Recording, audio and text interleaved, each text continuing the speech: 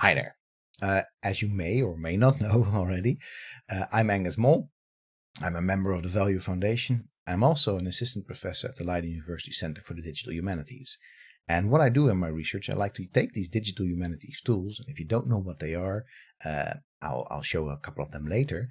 And I like to use them to take deep dives into the past and play. And the deep dive that we'll be taking today is the question: why did the subreddit of the Battlefield game series, ban historical discussions?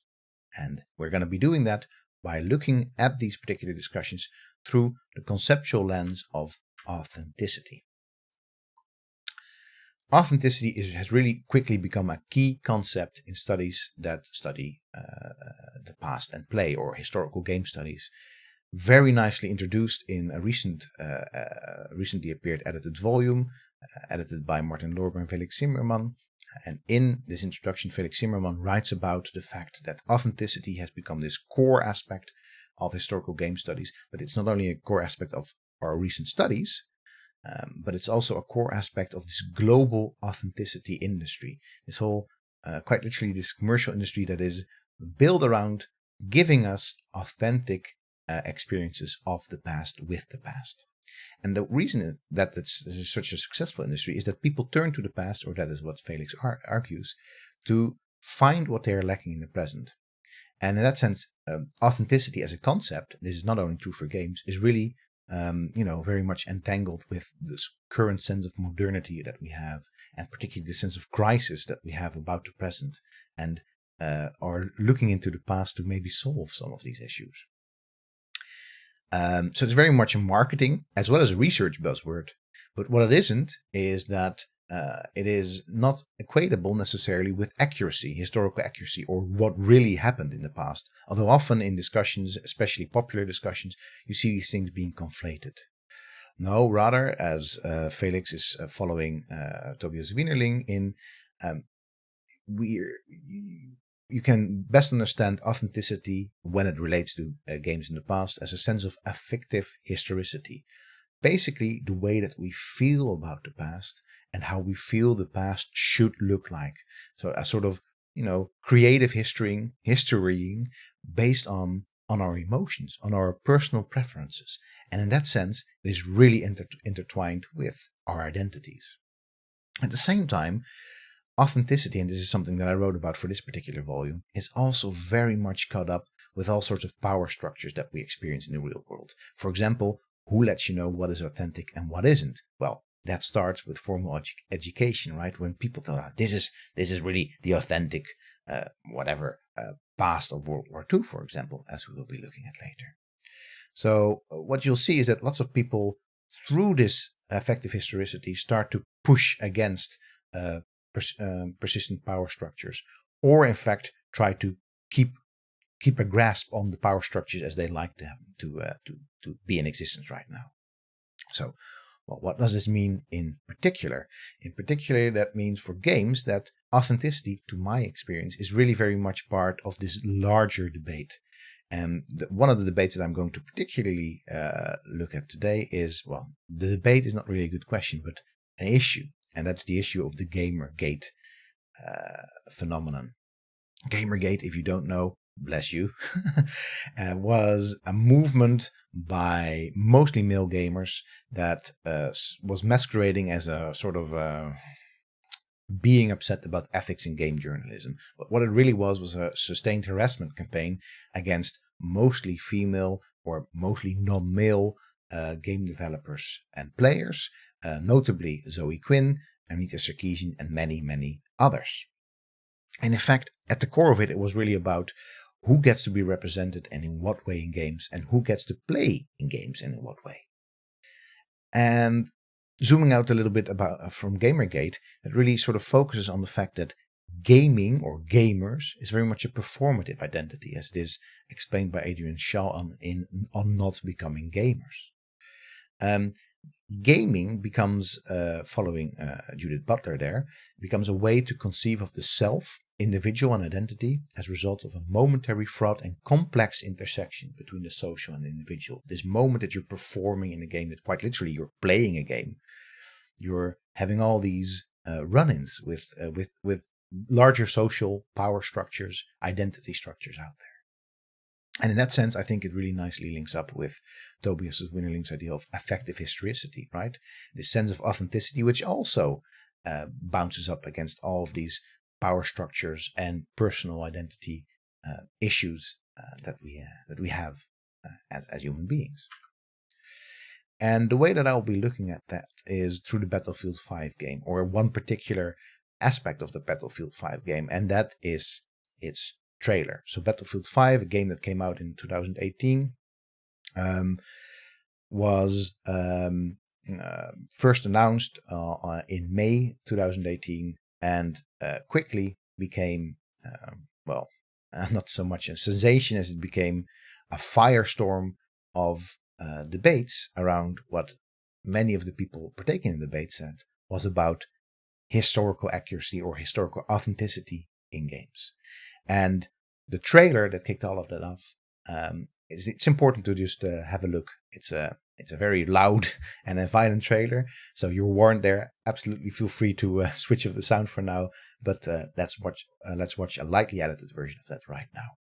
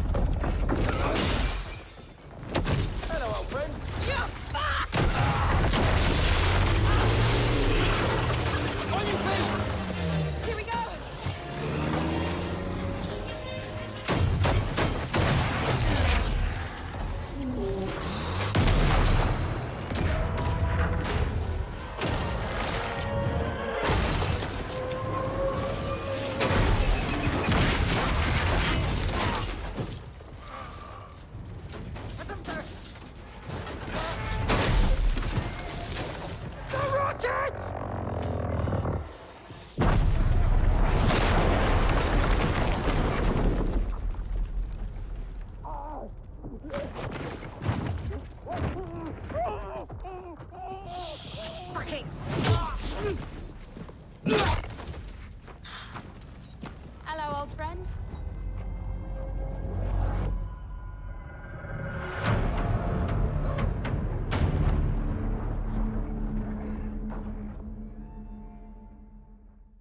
So what you could see in the trailer was, aside from a lot of Michael Bay-esque explosions, a portrayal of World War II that was, meant to be, according to the developer, DICE, the team that developed this game for EA Interactive.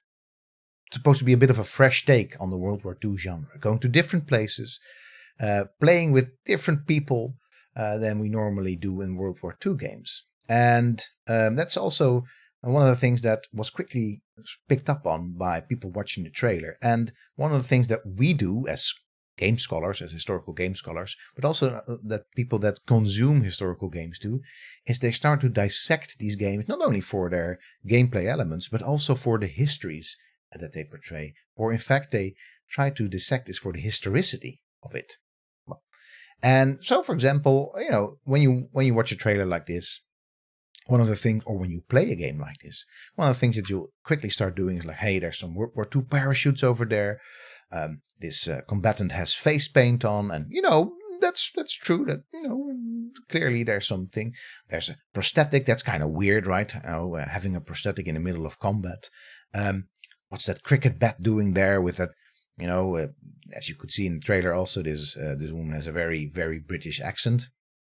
All sorts of different things to pick up on.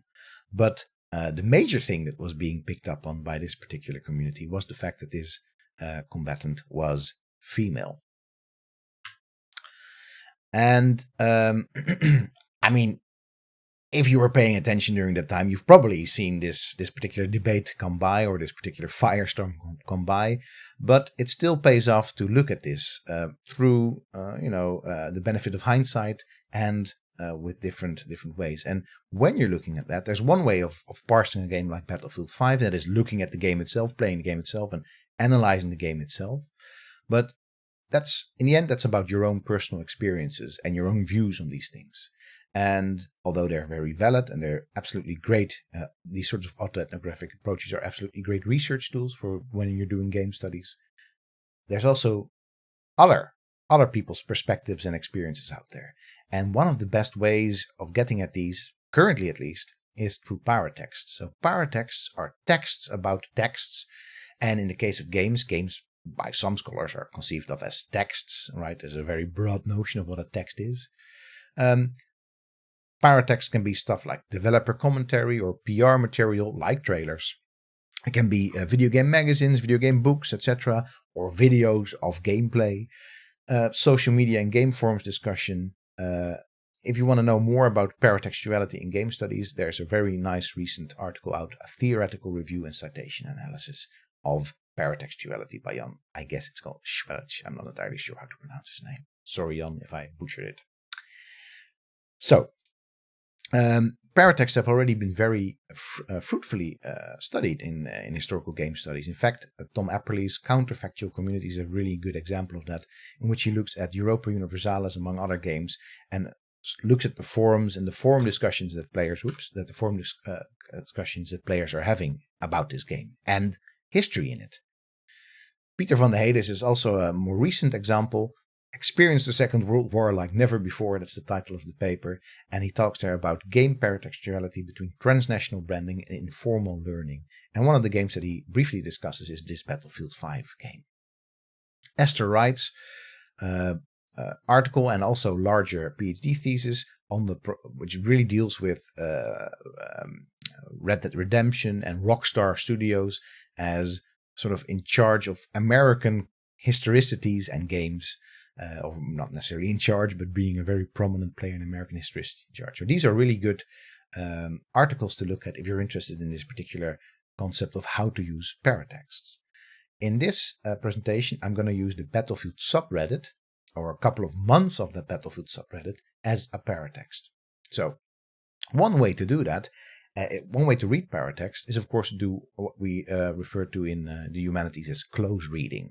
It's quite literally simply reading through a text and not necessarily cherry picking, but picking out those things that stand out to you. So let's do a little bit of close reading of the comments that were made around the release and after the release of this trailer. So there's a class of comments that's really very much about meta history. So, for example, about what the game is supposed to be, and it's not supposed to be an history lesson, or that historical accuracy is very much part of immersion in a game. These sorts of comments are there, but then what we also see in this particular Battlefield subreddit around this time is quite detailed discussions of all sorts of things like prosthetics during World War II and how they could function. For example, could they function the way that you see them functioning in a trailer, to the presence of black soldiers and women at the front, very much, as you will see later, a big part of that discussion, to even very detailed history lessons about individual combatants or fighters like Nancy Grace Augusta Wake. I didn't know anything about her, but close reading through this subreddit, I learned something about this particular quite incredible person. And then all of that ends on June the 14th when the moderators say, we're done, it's over, this subreddit has a new rule, no more bitching about historical accuracy, it's a game, not a history book. Violations will have consequences, as we found out when we were trying to do a survey about this for the Value Foundation on this particular subreddit. More on that in the presentation by Omar and Stefan. So that's that. But what you can also do with digital humanities tools is you can write programs, scripts that allow you to not close read slowly through it by yourself, but distant read all of the comments from this particular period in time on this particular subreddit. So the way to do that is just get all the data, get all the comments or other things that have been posted on the subreddit. And very luckily for us, if you're interested in studying subreddits or Reddit as a whole, the whole of Reddit is in fact being archived with through pushshift.io, a data science sort of initiative, and all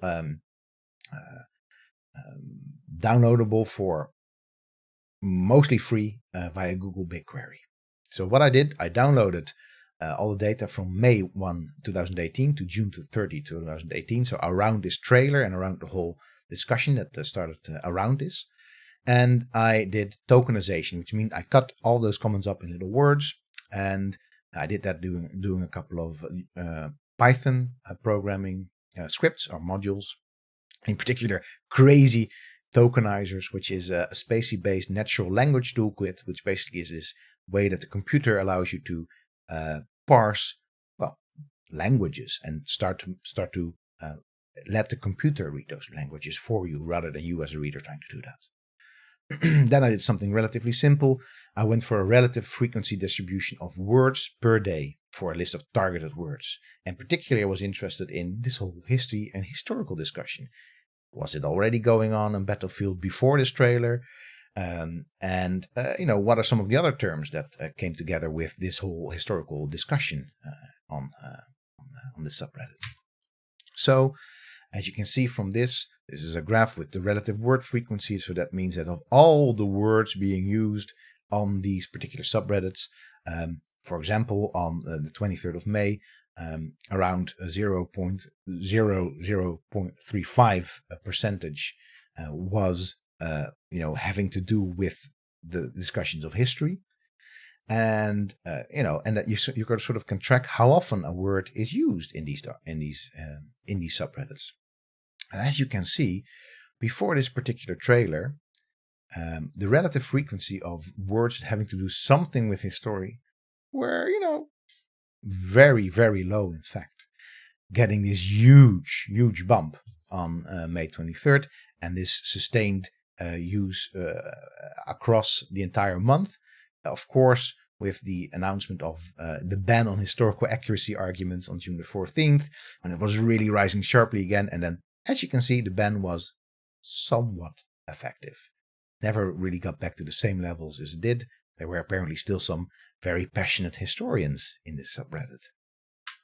And if you look at some other terms here, you can see that really holds up. For example, if you look at accuracy, it has the same development over time. Authenticity as a word, realism even as a word. So all of these things seem to be sort of part of the same discussion that was being had on this particular Battlefield 5, around this particular Battlefield 5 announcement trailer. And I think, as I already said, you will remember what many people saw already was going on here, and that in fact this wasn't about historical accuracy at all, or maybe it was about it, and it was about effective historicity. But effective historicity, the target of that was in fact people that are not particularly part of many people's feelings about this particular period in the past. People that we normally refer to as females, or maybe simply not men, not males, were very, very prominent in this trailer. And you can see that in fact, rather than even more pronounced than discussions around history on this particular Battlefield subreddit, is the fact that there were basically no mentionings or no really use of any sort of pronouns or nouns having to do with not pronouns but nouns having to do with a woman or female, or basically wasn't really playing a role at all until this particular trailer, which very prominently introduces a female combatant. And that was really the linchpin that sort of kicked off this entire historical accuracy debate. Because as you can see, it really has the same sort of, but an even more pronounced pattern in how often it is used, this words having to do with woman and female in this particular subreddit. So this is a way at a super large scale to show the fact that when we talk about authenticity, we often talk about many other things at the same time. When we talk about the past in games, we often draw in lots of concepts lots of feelings and identities that have to do with the present. So using a combination of, humanities style close reading and digital humanities distant reading, we can clearly see that authenticity is a very explosive topic in this particular subreddit, but just in general when it comes to histories and games. Well, it's absolutely true that lots of game developers would rather have their games not being impacted by the politics of the present, and that they're really trying to design their games with fun in mind first and foremost, rather than trying to make some sort of larger statement about the past or the present. The reality is that that's what people do when they play historical games, or that's what people do when they play games. So while there are people that would just want to have fun, most of the Battlefield subreddit was basically a giant flame war because of this very contentious mix of, historical accuracy or authenticity, this historicity, this feeling about the past, and the particular identity politics of the present, particularly as they relate about non-male genders in our society, or maybe specifically in our game spaces. But I think you can look at this a little bit larger. That things like Gamergate have a larger sort of background and context to it than just, quote unquote, just games. So, one of the things I think that this also leads to is that you don't want to have these sorts of history-based flame wars in your particular subreddit, which is why the moderators took action, or in your game or around your game. So what's there to do? Well, I think really one of the things that we have to do as people that study these type of games, but also I think as people that play and will as make these types of games, is really understand that absolutely there's all sorts of business and creative interests that come to play with these games, but there's also very much a cultural interest and impact of these games. And I do think that crafting bigger and stronger connections between game developers, game players, as well as people that study games, or as well as people that study the past, is really very key to that. Because, for example, we can help with understanding these larger contextual cultural issues at play, some that many game developers are very happy to have either a positive impact on or try to stay away from as far as possible. And I think that the staying away tactic isn't working. So here we are, I think, as humanities and game studies people wanting to make a positive impact. So if you're a game developer and you're interested in talking about these things, definitely reach out to this particular community. Not only to me, but this larger community of people that studies play and the past. I'm absolutely available for questions after this video. That means either on YouTube or via my Twitter or via Values Twitter, or if you're part of the conference right now, in the Discord server. So thanks.